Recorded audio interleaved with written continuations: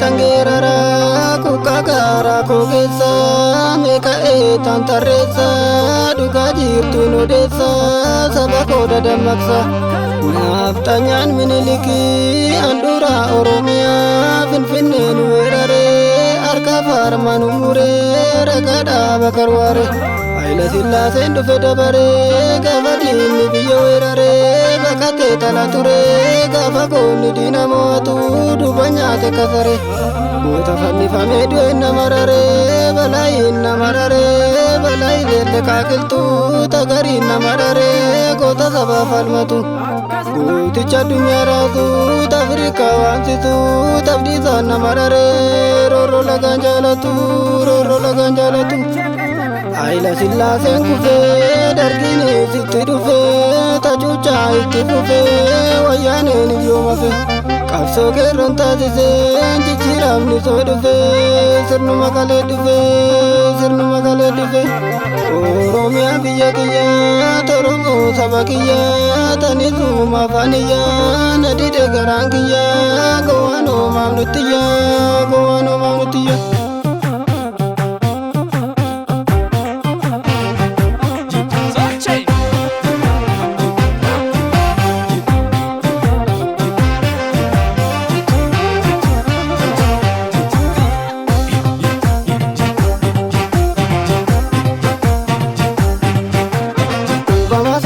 Badaloonni kubee ijoollee Oromoo kana garaasi kubee gowwoo sitti taanee kanaaf fedhu kubee kubbama sabaa qaba dhaloonni kubee ijoollee Oromoo kana garaasi kubee gowwoo sitti taanee kanaaf fedhu kubee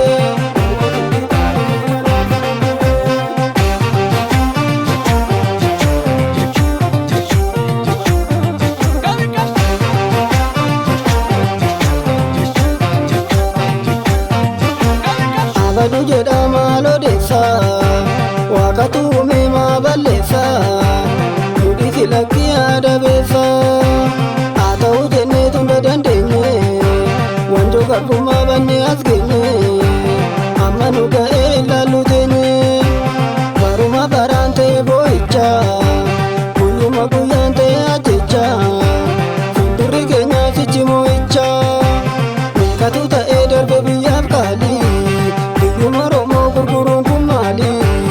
Yaa Rabbi dhugaa saba koo ilaali. Yaa Rabbi dhugaa saba koo ilaali.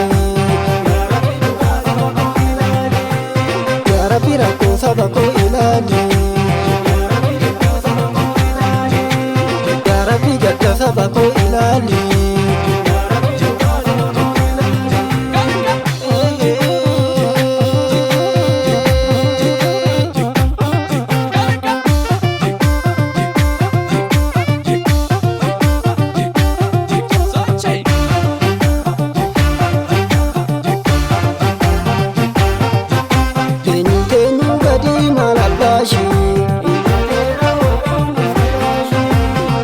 Eenyu gadi malabashi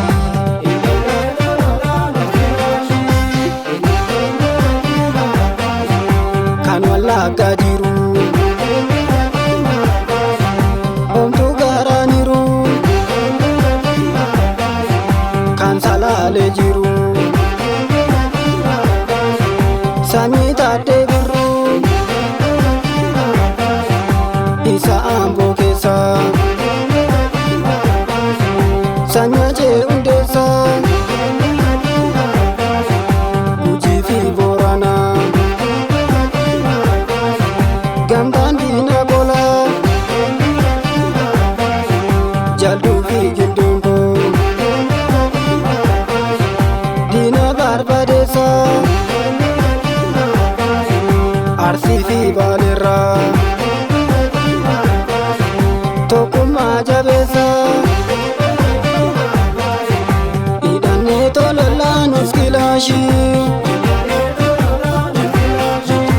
Idane tololaan uskilashi Idane tololaan uskilashi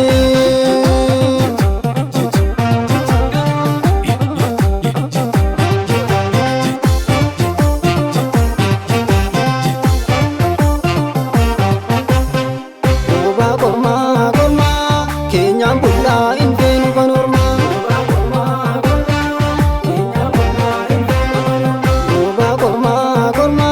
keenyaan bullaa hin feenu kan ormaa.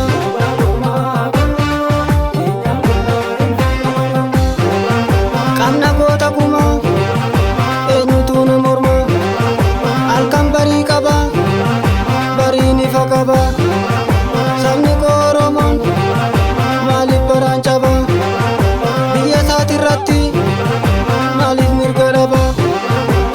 Ormaa keenyaan bullaa hin feenu kan ormaa. Keenyaan bullaa hin feenu kan ormaa. Keenyaan bullaa hin feenu kan ormaa. Keenyaan bullaa hin